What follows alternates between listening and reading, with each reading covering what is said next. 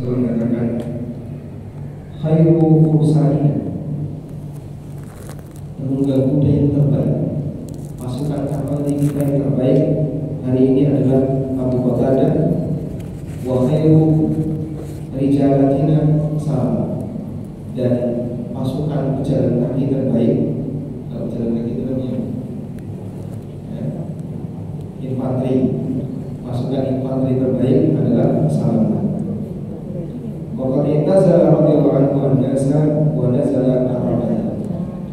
Dan Salama di masa fitnah itu beliau memilih untuk i'tizal, memilih untuk mengasingkan diri dan beliau tinggal di daerah Rabada bersama Abu Dhar radhiyallahu anhu. Baik, sekarang kita akan lihat makna dari hadis. Dalam hadis itu ada kalimat tahun Autos.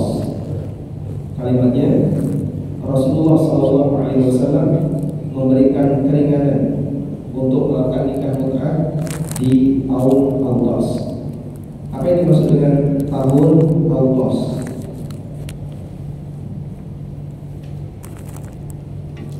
Tahun Autos. Autos tulisannya begini.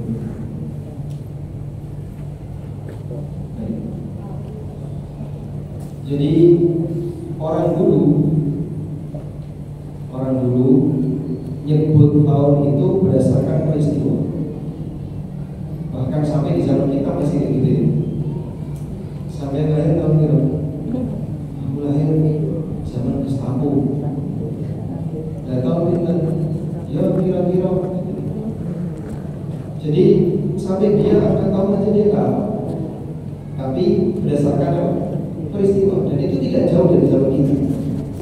Baru sekitar 70-an tahun yang lalu. Si baik tahun berapa lahir? Ya kira-kira zaman Jepang menuju Jogja. Jepang menuju Jogja itu tahun itu. Betulnya kan nggak ngerti. Karena mereka menandai tahun berdasarkan apa? Peristiwa.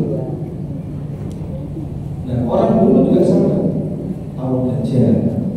Tahun gajah itu berapa angkanya? Ya sudah, pokoknya pada peristiwa ketika ada pasukan gajah menyerang Ka'bah atau tahun ini.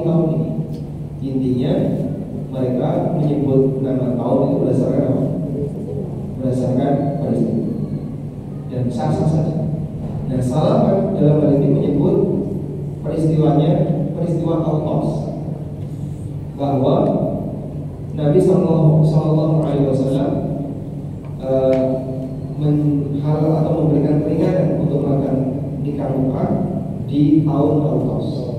Salama hanya menyebutkan tahun Autos. Lalu Autos sendiri itu apa? Autos sendiri adalah nama lembah. Autos itu nama lembah. Ada lembah namanya lembah Autos. Coba kita baca di sini. Wa Autosun wadin fi diyari Hawazun min awdiyati Ta'if, dekat dengan Hunain. Autos adalah sebuah lembah yang dihuni oleh suku Hawazun dan salah satu di antara lembah yang ada di daerah Ta'if dekat dengan Hunain. Dan musyrikin singgah di lembah Autos untuk memerangi Rasulullah SAW. Thumma intaqala al-ma'rakatu ila Hunain. Tapi kemudian perangnya pindah ke Hunain. Jadi musyrikin kumpulnya di Autos, tapi perangnya di Hunain. Thumma inhazama al-musyrikun askara ba'duhum fi Autos. Fatammat hazimatuhum fiha ala yadi Abi Musa al-Asy'ari radhiyallahu anhu. Kemudian orang musyrik kalah dalam peristiwa ketika mereka kumpul di Autos tadi, dan kekalahan mereka semakin lengkap ketika pasukannya dipimpin oleh Abu Musa al-Asy'ari radhiyallahu anhu setelah gugurnya Abu Amir al-Asy'ari radhiyallahu anhu fiha. Gugurnya Abu Amir al-Asy'ari di peristiwa Autos. Jadinya begini, Autos nama lembah di Taif. Nama lembah di Taif dekat daerah Hunain. Nama lembah di Taif dekat daerah Hunain. Ya. Ini asal usul nama Autos. Dan tahun itu disebut tahun Autos. Tahun Autos karena terjadi peristiwa itu. Terjadi peristiwa itu. Dan tahun Autos itu sama seperti Fathu Mekah. Sama dengan tahun Fathu Mekah.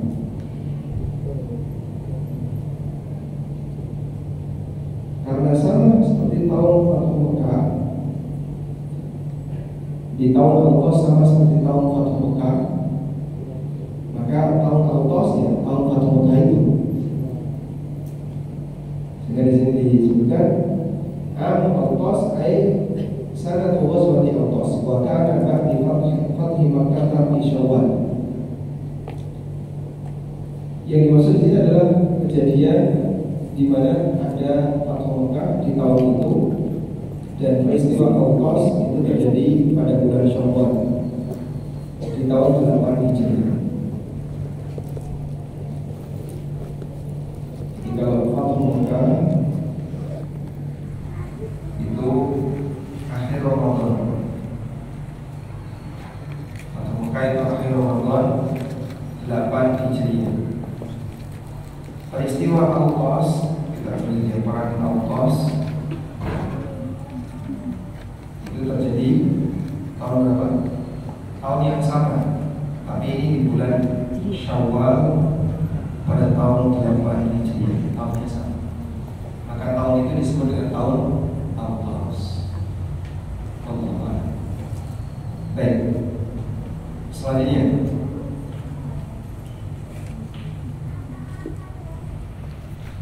Rasulullah SAW membolehkan nikah Mekah pada tahun Fathu Mekah selama 3 hari. Tsumma naha anha. Kemudian setelah itu Nabi SAW melarangnya. Hadis riwayat Muslim. Nah, apakah bolehnya nikah Mekah itu waktu dulu terjadi di Autos atau terjadi di mana saja? Di sini dijelaskan, lam yaqa fi hadzal hadits annahum tamatta'u min an-nisa'i fi Autos. Dalam hadis ini tidak ada penjelasan kalau mereka melakukan nikah Mekah di daerah Autos.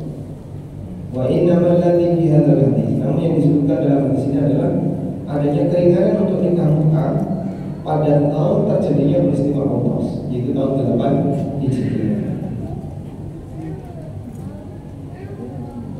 Baik. Sehingga di mana sahabat melakukan nikah Mekah tidak tahu. Tapi saat Salamah bin Aqwa cerita, nikah ini pernah dihalalkan selama 3 hari di tahun Autos, yaitu tahun Fathu. Mereka mungkin bisa jadi nikah Mekah di tempat A, tetapi di tempat C. Ketika mendengarkan Rasul dari Nabi SAW, ketika mendengarkan Rasul dari Nabi SAW, tapi kejadian itu tidak di Autos. Selanjutnya,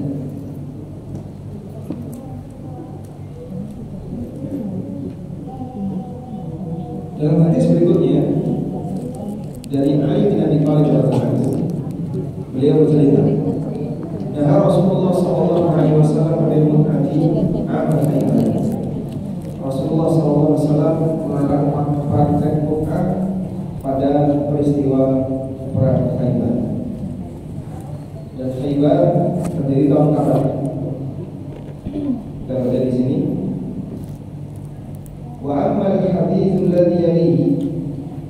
Adapun hadis setelahnya, yaitu hadis dari Rabi bin Sabra. Ini hadis yang lain. Dari ayahnya, di situ tidak ada batasan waktu dibolehkannya nikah Mekah dan waktu diharamkannya nikah Mekah. Peristiwa Khaybar terjadi pada bulan Safar tahun 7 Hijriah. Sementara tadi dikatakan bahwa nikah mut'ah itu diharamkan di peristiwa Autos di tahun 8 Hijriah.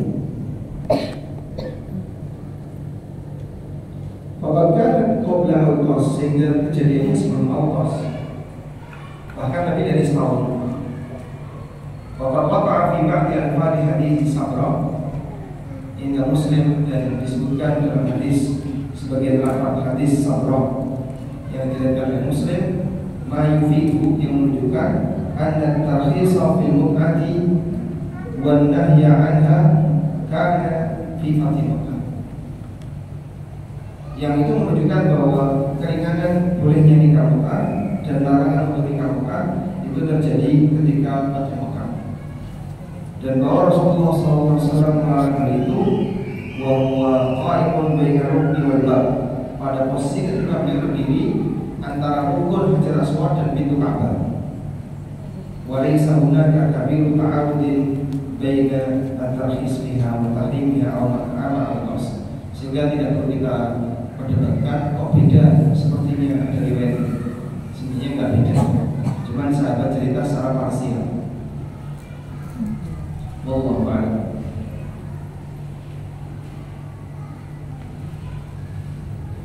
Kemudian disebutkan dalam hadis yang lain. Fokus ya. Ini ceritanya panjang. Judulnya apa ini? Coba aja. Sejarah nikah mut'ah. Karena Anda tidak punya layar, jadi Anda nggak bisa bacanya. Ibu mungkin bisa baca karena ada layarnya di belakang. Kenapa layarnya ditaruh di belakang? Karena yang numpang itu.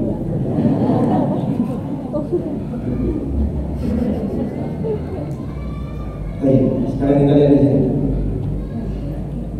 Diriwayatkan oleh Bukhari Muslim dari sahabat Abdullah bin Mas'ud radhiyallahu anhu, beliau bercerita, "Kunna naqzu ma'a Rasulillah sallallahu alaihi wasallam wa laysa lana nisa'un." Kami pernah perang bersama Rasulullah SAW, sementara kami tidak bawa istri, dan waktunya cukup lama. Fakulna, maka kami sampaikan, ala nastakhsi, ya Rasulullah, boleh nggak kita mengebiri diri saja daripada nahan seperti ini? Boleh nggak kita kebiri saja? Panahana anda, maka Rasulullah SAW melarang kami untuk melakukan hal itu. Tsumma rakhasa lana an nankiha al-mar'ata bi thawb ila ajali. Lalu beliau berikan keringanan bagi kami untuk menikah dengan para wanita, menikahi wanita dengan mahar kain ila ajali, sampai batas waktu tertentu. Nah, ini contoh nikah mut'ah yang diizinkan oleh Nabi SAW. Berikan mahar berupa kain, dia sudah sah jadi istrimu, dan boleh dibatasi waktu selama sekian hari ketika masih dihalalkan. Tsumma qara'a, kemudian Nabi sallallahu alaihi wasallam Abdullah, kemudian Ibnu Mas'ud membaca firman Allah Ta'ala, ya ayyuhalladzina amanu la tuharrimu thayyibati ma ahallallahu lakum. Wahai orang yang beriman, janganlah kalian haramkan hal baik yang Allah halalkan untuk kalian. Wala ta'tadu, tapi tidak boleh melampaui batas.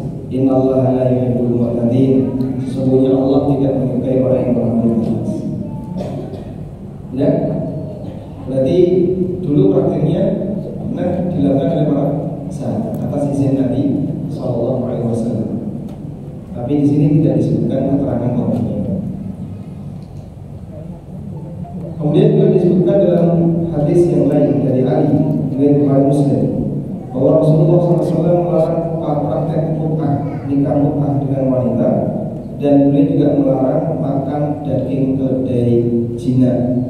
Yaum Khaybar, pada peristiwa Khaybar. Demikian pula dalam riwayat Bukhari dari jalur Abu Jamrah, beliau pernah mendengar Ibnu Abbas ditanya tentang mut'ah. Para sahabat dari Ibnu Abbas memberikan keringanan akan hal itu. Faqala lahu maulahu, kemudian ada mantan budaknya yang mengatakan kepada Ibnu Abbas, Inna dzalika fil hali syadid. Mut'ah itu boleh kalau kondisinya genting. Wa fin nisa'i qillatun, dan juga wanita sedikit. Kenapa? Di medan perang. Sehingga nemu perempuan kampung di sekitar situ. Au nahu, atau yang semacamnya. Faqala Ibnu Abbas, berkata Ibnu Abbas, nah betul. Jadi kenapa mut'ah dulu itu sempat diizinkan? Karena para sahabat dalam kondisi apa? Mereka sedang perang dan mereka punya syahwat sebagaimana umumnya manusia, tapi tidak bawa istri, jumlah wanita sedikit sehingga diizinkan mut'ah. Dan ini mengisyaratkan bahwa jika memang benar demikian, bisa jadi dinikahi si A, cerai, terus pindah dinikahi si B, cerai, pindah dinikahi si C, cerai dalam waktu sekian dari sekian dari sekian. Tapi tentu saja harus istibrak dulu. Istibrak itu apa? Menjalani masa iddah selama haid sekian. Masya Allah. Dan alhamdulillah praktek nikah semacam ini sudah dilarang dalam agama kita, walaupun masih dilestarikan oleh siapa? Beberapa tokoh Syiah. Tokoh Syiah mempertahankan mut'ah itu ada, mut'ah itu benar, dan seterusnya. Dan diriwayatkan oleh Bukhari Muslim dari Jabir bin Abdullah dan Salamah bin Al-Aqwa, mereka mengatakan, kunna fi jaishin fa'atana Rasulullah SAW. Kami waktu itu berada dalam barisan pasukan. Kemudian Rasulullah SAW mendatangi kami. Faqala, lalu beliau bersabda, innahu qad udhina lakum an tastamti'u fastamta'u. Diizinkan bagi kalian untuk nikah, sekarang silakan nikah. Dan ini menunjukkan bahwasanya nikah mut'ah ini sifatnya rusak, bukan syariat yang sifatnya berkelanjutan. Jadi dulu saya istilahnya sementara, dan setelah itu dilarang dari selama-lamanya. Wallahu a'lam. Walhamdulillahirabbil alamin. Ini materi muka-muka, dan sekarang sudah jadi ciri khas orang Syiah. Sehingga kenapa sebagian lelaki itu bertahan di Syiah, salah satu pertimbangannya adalah apa? Diizinkan nikah, dan nggak karuan sekarang ya. Coba kita baca.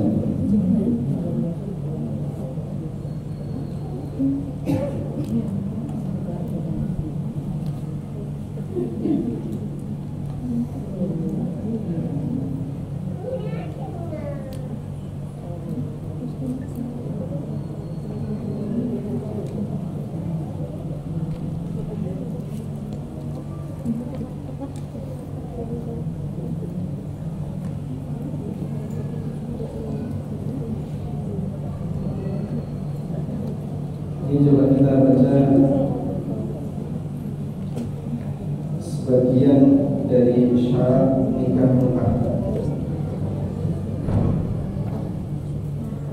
Ada satu web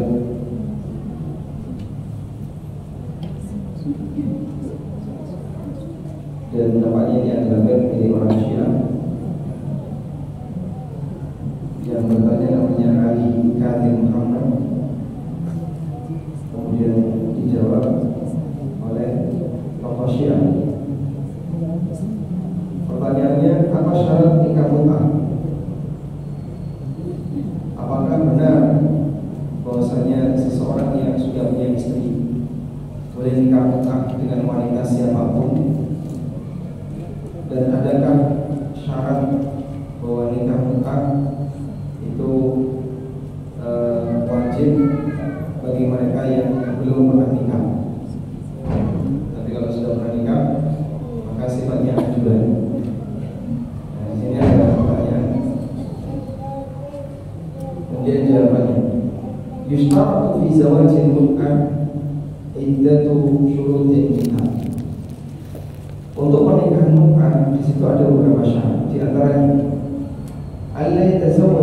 bikru illa bi'idni waliha inda aghlabi fuqaha. Menurut mayoritas fuqaha, maksudnya ulama Syiah, kalau yang menikahi mut'ah itu masih gadis, maka harus ada izin dari walinya. Yang kedua, antakuna khaliyatan ay ghairu murtabitatin bi zawjin daim aw maqam. Wanita yang dinikahi tidak punya suami, baik suami selamanya maupun suami sementara. Jadi dia sedang kosong, tidak bersama dengan suami. Wanita tersebut yang ketiga tidak sedang masa iddah jika dia merupakan janda atau orang yang dicerai oleh suaminya. Kemudian nikah harus melalui akad. Alladzi yadhkuru fihi al-mahr wal muddah. Maharnya disebutkan, waktunya disebutkan. Maharnya disebutkan, waktunya harus disebutkan. Tidak boleh muslim menikahkan orang kafir selain atau menikahi wanita kafir selain wanita ahlinya. Dan tidak boleh bagi muslim untuk menikahi wanita ahli kita jika kana mutazawwijan min muslimatin inda ba'di fuqaha, kalau dia punya istri muslimah.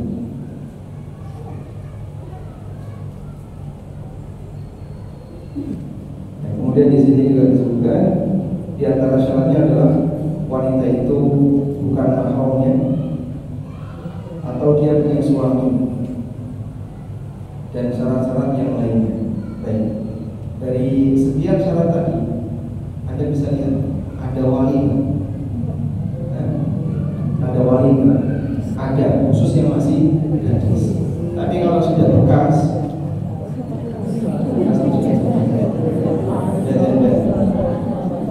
ini masalahnya utang, bukan dengan normal. Tapi kalau sudah janda mut'ah, nggak usah pakai wali. Dan harus ada saksi kan? Di sini nggak disebutin saksi, harus ada saksi. Baik. Jadi dalam nikah mut'ah Syiah itu boleh tanpa wali, boleh tanpa saksi. Nggak kebayang lelaki gaet perempuan check-in, mereka berada di dalam ruangan hotel dan terus akad. Yang berikutnya ada akad. Syarat utamanya adalah nyebut mahar dan nyebut waktu. Baik, aku nikahi kamu dengan mahar 1 juta rupiah selama 5 jam. Boleh, harus nyebut waktu 5 jam. 5 jam itu jam berapa? Kita masuk jam 12 malam. Berarti besok pagi jam 5 pagi sudah harus pisah. Sudah? Dan itu jadi suami istri menurut Syiah. Selesai sholat subuh berjamaah mereka berdua, setelah itu salim pulang. Wanita ini bukan lagi istri, karena kesepakatannya di mana? Di masjid. Dengan mahar berapa? 1 juta. Masya Allah. Adegan kayak gini alam gimana kira-kira kita jadi pada pasti itu. A'udzubillah. Kita berdoa kepada Allah model seperti ini ada dalam syariat kita.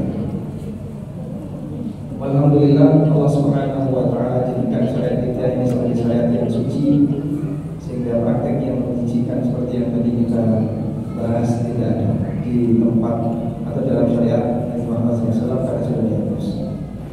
Selanjutnya kita tambahkan tentang masalah nikah tahlil.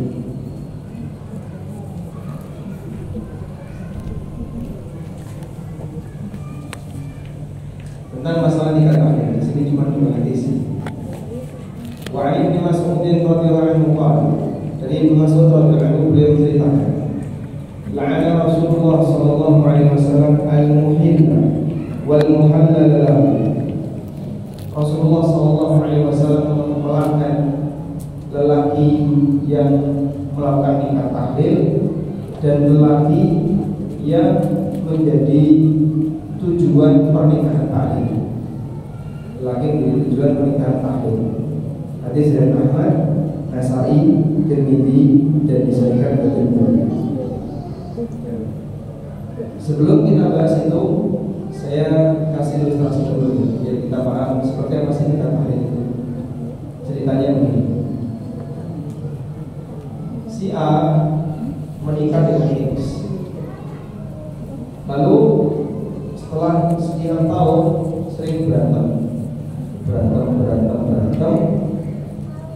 sampai akhirnya si A menceraikan istrinya X 3 kali. Cerai 1 tahun 2019, cerai 2 2021 akhir pandemi, cerai 3 2024 pasca pemilu. Ya. Lalu karena sudah cerai 3 kali di waktu yang berbeda, maka X statusnya bukan lagi istrinya si A. Nah setelah itu si A jadi calon menang ya, jadi pasca pemilu.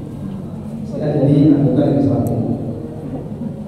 Maka X kembali ingin bergabung dengan si A, ingin kembali ke si A. Si A juga masih senang dengan X.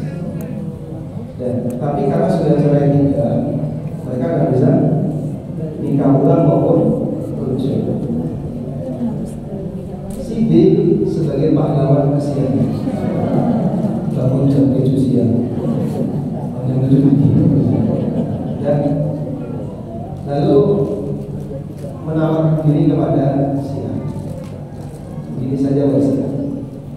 Kalau orang sudah dicerai 3, itu kan tidak bisa balik lagi ke suami pertama kecuali apa?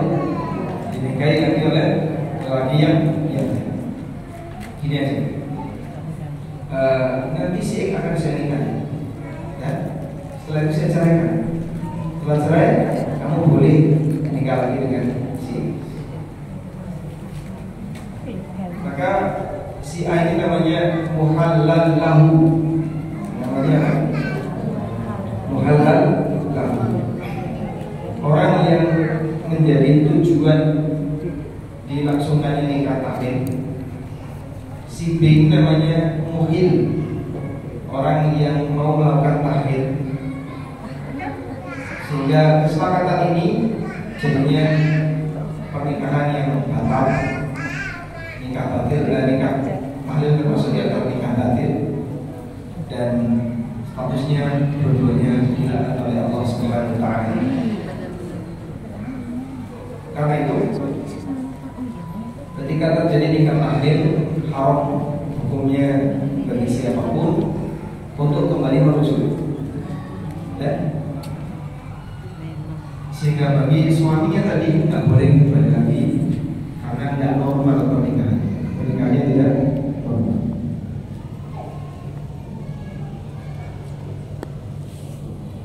Selanjutnya coba kita lihat di sini ada foto Syekhul Islam dalam Majmu' Fatawa menyebutkan at-tahlil alladhi yuwafiquna fihi ma'a zawj lafdhan aw urfan. Tahlil adalah ketika orang itu bersepakat dengan suami yang menceraikan tadi, baik secara kesepakatan lisan maupun kesepakatan tidak tertulis, untuk menceraikan si wanita, atau dia berniat menikahi ayyan bizauj dzalika mahramun, atau suami meniatkan hal itu dalam rangka untuk mengharamkan. Jadi dari awal niatnya bukan untuk nikah, tapi dari awal niatnya apa? Biar ini nanti setelah saya cerai bisa nikah lagi dengan suami pertama. Rasulullah SAW melaknat pelakunya dalam banyak hadis, dan di hadis yang lain Nabi SAW menyebut at-tais al-mus'a'an, pejantan yang disewakan. Al-muhil disebut sebagai pejantan yang disewakan. Dan beliau melaknat al-muhamil dan muhallallah, si A dan si B dua-duanya dilaknat. Wakada Ibnu Umar wa Utsman wa Ali wa Umar wa ghairuhum lahum bidzalika athar masyhur. Demikian pula yang dilakukan oleh Umar, Utsman, Ali, Ibnu Umar dan yang lain. Mereka punya beberapa athar yang terkenal. Yusarifuna fiha bi anna man qasada at-tahlil bi qalbihi bahwa tahlil. Mereka menegaskan siapa yang sudah punya niat untuk melakukan tahlil dalam hatinya, maka status dia mutahlil. Wa illam yashtaridhu fil aqdi, meskipun tidak disebutkan dalam akad. Wasamuhu sifahan. Wala tahillu li mutallaqatiha al-awwal min hadha. Dan bagi suami yang menceraikan pertama kali tidak halal untuk melakukan akad semacam ini. Wallah. Jadinya ketika si B berhasil menikahi X, kalau X dicerai, maka A boleh nikah dengan X karena tidak normal. Wallah. Walhamdulillahirabbil alamin. Demikian yang bisa kita bahas. Dan hadis berikutnya yang satu lagi ya. Wafil bab, dalam bab yang sama dari Ali bin Abi Thalib, riwayat ulama 4 yaitu Ashabus Sunan kecuali Hasan, tapi tidak disebutkan mata karena matanya sama seperti di atas. Walhamdulillah. Baik, demikian yang bisa kita sampaikan, dan insyaallah di pertemuan berikutnya nanti kita akan bahas